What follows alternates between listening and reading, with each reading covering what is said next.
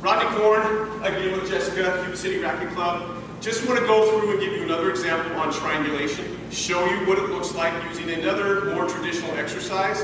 So this time what we're going to do is we're going to use a squat. But we're going to take the squat, and instead of your traditional barbell squat, dumbbell squat, which you can do similar things with the dumbbells, and we'll get into that in a second, but I'm going to show you a more interactive way that you can get your clients to squat. Now I have a medicine ball, so you can use medicine balls, which work really well because they roll and they can be handled.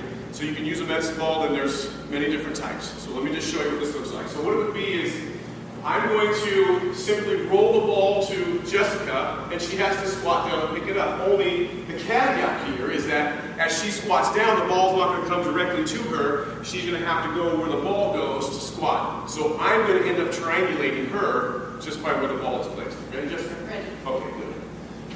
So I have her come a little bit more lateral. She squats, then rolls it back to me. I can go different directions. I can change the distance, so I can make her reach out to the side by keeping her feet in place. And you notice she was laughing and smiling. I can change my direction and roll it more to her side, and now she has to begin to rotate. So I can create more rotation.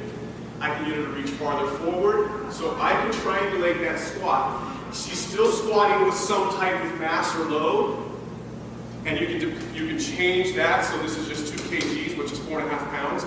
Or you can go up to a 10 kg ball. You can do whatever you want, whatever you have available to you, and use that. It becomes kind of fun. She actually laughed and smiled once in there, so it was kind of cool.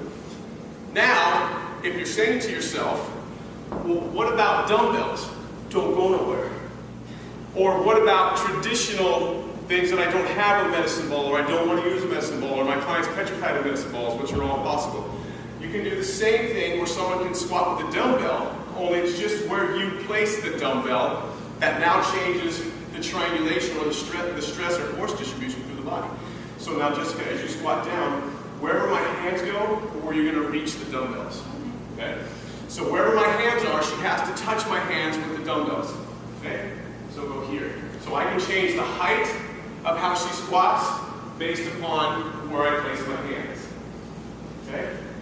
So you can see that I automatically triangulate her depending on what I'm doing. So I can still use dumbbells, I can still use mass. And yes, the dumbbells are in the hand, it's going to affect more the shoulder, but she still has to squat with that.